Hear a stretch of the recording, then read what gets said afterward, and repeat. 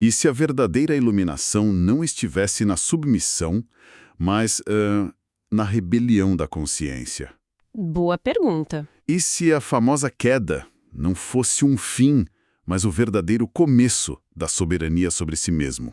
Uhum. Estamos de volta para mais uma exploração nos arcanos do pensamento.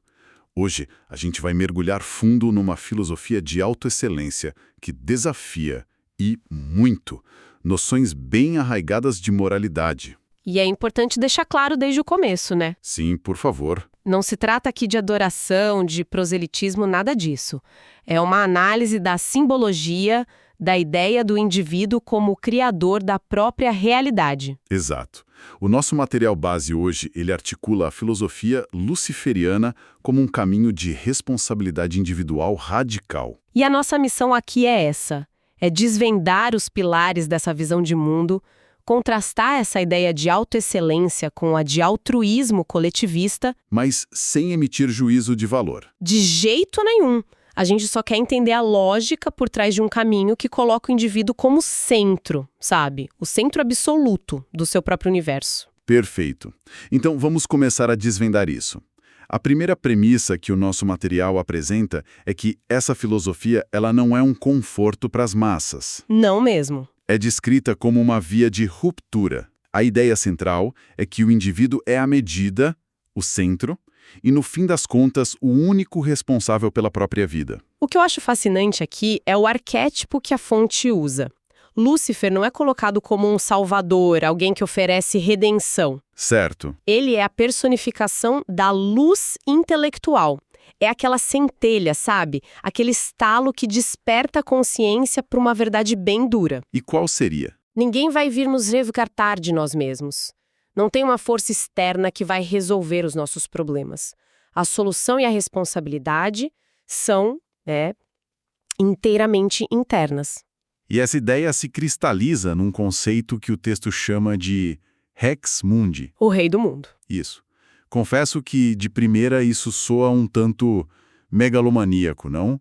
O que a fonte quer dizer com isso na prática? É uma ótima pergunta, porque o termo pode ser muito mal interpretado. Imagino que sim. No contexto da fonte, não se trata de governar outras pessoas, de jeito nenhum. Nem territórios, nem mentes. Então, o que é? É sobre assumir a soberania absoluta sobre a própria existência. O texto propõe que cada vida é um reino pessoal. Um reino pessoal. E abdicar do governo desse reino, ou seja, não tomar as rédeas da própria vida, é se entregar ao que a fonte chama de tirania do acaso ou da moral alheia. Entendi. É deixar que as circunstâncias ou o que os outros pensam dite o seu caminho. Exatamente isso. Sei. Então, se eu sou o soberano do meu próprio reino, isso quer dizer que a responsabilidade por tudo que dá errado também é inteiramente minha? Toda sua. Não dá para culpar o sistema, a família, o destino. Parece um peso enorme. É um peso enorme. E é justamente desse peso que nasce o que a fonte chama de dever ontológico. Dever ontológico. Isso. Se a responsabilidade é total, a autoexcelência deixa de ser uma opção, um hobby de desenvolvimento pessoal. E vira o quê? Vira uma obrigação fundamental da existência. Ela nasce da aceitação total de assumir os próprios fracassos sem procurar bodes expiatórios. E as conquistas também. Honrar as próprias conquistas sem sentir culpa. E o mais importante, agir movido por um amor próprio consciente, não pela busca de aprovação dos outros. É sair de uma postura reativa para uma criativa. Ok, faz sentido. Parar de só reagir ao que o mundo joga em você e começar a criar o seu próprio jogo. Mas... A gente vive em sociedade. Como essa filosofia lida com a nossa relação com o outro? Imagino que a ideia de altruísmo seja vista de um jeito bem particular aqui. Com certeza. E aqui a gente entra num dos pontos talvez mais chocantes da filosofia que o texto apresenta. Estou preparado. Ele propõe uma reinterpretação radical do egoísmo, não como um vício, mas como integridade existencial. Integridade. E o contraste é direto com o altruísmo como a gente conhece. A fonte argumenta que a moralidade tradicional prega o sacrifício pessoal como a maior das virtudes. Quanto mais você se anula, melhor você é. Exato. A ação só teria valor moral se implicasse em anulação de si mesmo em favor de um coletivo. E para descrever essa lógica, o texto usa um termo fortíssimo: canibalismo moral. Canibalismo moral? Nossa, essa é uma expressão pesadíssima. Quer dizer que, pela lógica da fonte, uma pessoa que dedica a vida a uma causa humanitária, Uhum. alguém que a gente normalmente veria como herói, estaria, na verdade, se autodestruindo? É isso mesmo que o texto sugere? É exatamente essa a provocação. A ideia por trás do termo é que a vida individual é sistematicamente hipotecada em nome de abstrações coletivas, E como essa crítica se desdobra? em 3 pontos. Primeiro, o sacrifício como medida de moralidade.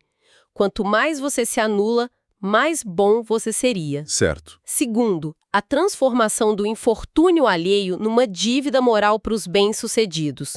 O fracasso de um vira uma obrigação para o outro. O que gera ressentimento dos dois lados. A pessoa bem-sucedida se sente punida pelo sucesso e a que fracassou se sente no direito de reivindicar o esforço alheio. É uma dinâmica tóxica. Exatamente. E o terceiro ponto amarra tudo. A culpa como instrumento de controle. Nessa visão, viver bem, prosperar, cuidar de si, passa a ser visto quase como um pecado. Uma falha moral diante do sofrimento do mundo. Isso. Certo. Mas se o altruísmo é visto dessa forma, qual é a alternativa? Um cada um por si, selvagem?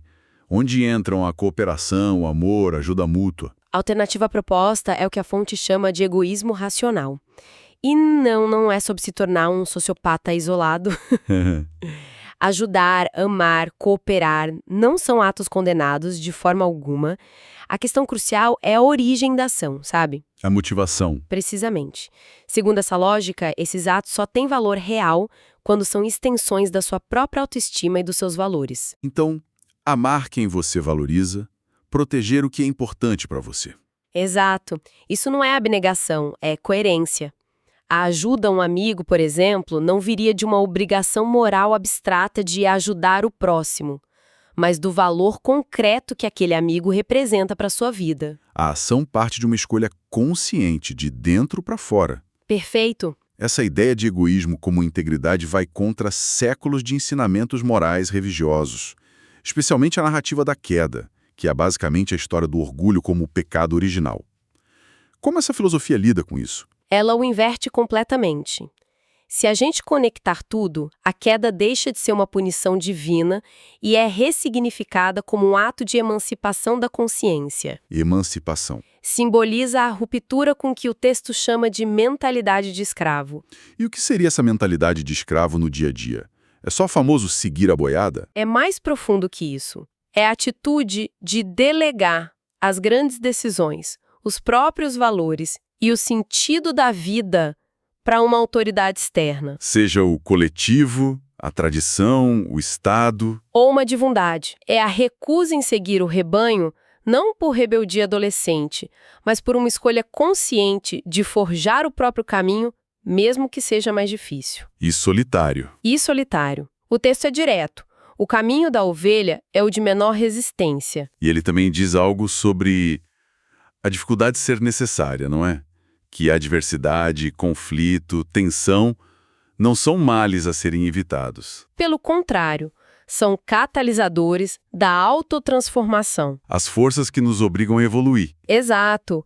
A fortalecer nossas convicções, aprimorar nossas habilidades. E essa jornada de autossuperação culminaria no que a fonte chama de apoteose simbólica. Apoteose simbólica. De novo, o simbolismo é a chave. Não se trata de literalmente se tornar um Deus, mas de assumir a postura de criador da própria realidade. É agir no mundo com a plena consciência de que cada escolha gera uma consequência. E que a responsabilidade por essas consequências é sua e intransferível. Essa postura de criador da própria realidade exige uma honestidade brutal consigo mesmo, imagino.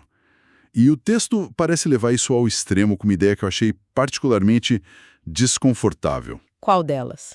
A afirmação de que não existe ação verdadeiramente altruísta. Ah, sim. É um argumento pragmático, quase biológico. A fonte postula que toda ação humana busca, no fundo, alguma forma de recompensa. Sempre. Sempre. Pode ser emocional, como a sensação de dever cumprido, química, como a liberação de dopamina ou ajudar alguém, ou simbólica, como a aprovação social. Ou promessa de salvação. Ação ou alívio. E toda ação, por mais nobre que pareça, se encaixaria nisso. Peraí. A fonte está basicamente dizendo que Madre Teresa, por exemplo, não era altruísta, mas apenas buscava uma recompensa emocional ou espiritual. Essa é uma afirmação muito forte. É uma afirmação radical. E, segundo o texto, a grande diferença de postura não está na ação em si, mas na autoconsciência. Como assim? O altruísta tradicional negaria essa realidade, afirmaria agir por pura bondade, enquanto secretamente busca algum tipo de recompensa, mesmo que seja só reforçar a própria autoimagem de pessoa boa. Um auto-engano. Já o luciferiano, dentro dessa filosofia, reconhece essa natureza e a assume sem hipocrisia. Então a diferença fundamental não é o que se faz, mas o porquê se faz e ter consciência disso. Precisamente. Um age em uma espécie de auto-engano virtuoso e o outro sabe que há um interesse por trás e escolhe seus interesses de forma lúcida. Exato. E esse conhecimento, essa luz, é o que permite as escolhas conscientes que a fonte lista. Quais são? Indulgência com moderação, ou seja, aproveitar os prazeres da vida sem se destruir. Amor direcionado, amando quem de fato se valoriza. Lealdade seletiva, sendo leal a quem merece. E por fim, Desprezo lúcido por aquilo que não agrega valor à própria existência, em vez de um amor universal e indiscriminado. e para sustentar essa jornada de autoanálise e desafio constante, a filosofia apresenta um último arquétipo, o do adversário. Sim, agrupando figuras como Satã, Lúcifer e até o tita grego Prometeu. E a função deles aqui não é de um inimigo. De jeito nenhum. Pelo contrário, eles representam uma força dinâmica de oposição criativa. É o princípio que testa, que desafia, que expõe nossas fraquezas e nos força a uma escolha: crescer ou perecer. Então o adversário é como a tempestade que testa o capitão do navio. A força que te obriga a ser um Rex Mundi de verdade e não só da boca para fora. É uma analogia perfeita. O texto sugere que a fé cega pode ser uma muleta psicológica, adiando o amadurecimento. Enquanto o ceticismo exige um confronto com a realidade. Um confronto constante. A analogia com Prometeu que a fonte usa é ótima para isso. Prometeu roubou o fogo dos deuses, o conhecimento, a consciência e entrega à humanidade. Sabendo que seria punido. Ele sabe que será punido, eternamente por isso, mas aceita o sofrimento como o preço a ser pago pela liberdade e pelo progresso. A lição simbólica é que o avanço nasce do desafio. Da coragem de questionar, não da submissão cega. O adversário, nesse sentido, é o motor da evolução. Depois de tudo isso, a imagem que fica na cabeça é a analogia final do texto, a do navio. Ela amarra tudo de uma forma muito, muito poderosa. É ótima. Basicamente descreve duas visões da vida. A primeira é a do altruísmo coletivista. Que seria você ser só um tripulante num navio que não é seu, né? Exato. Sua função é remar sem parar para os outros, sacrificando sua rota pessoal em nome da segurança da frota. Mesmo que o capitão esteja levando todo mundo pro abismo. Pois é. Seu valor só existe enquanto você serve. E a segunda visão, a da filosofia que a gente analisou, exige algo completamente diferente. Que você assuma o timão do seu próprio navio. Manter a embarcação impecável, que é a autoexcelência, traçar a própria rota olhando para as estrelas, que simbolizam o intelecto e a razão. E enfrentar as tempestades com lucidez e coragem.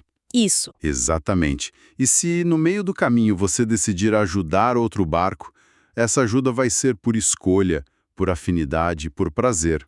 Mas nunca por culpa. Nunca por coerção ou um dever moral imposto por outros. O texto conclui essa analogia com uma frase de impacto.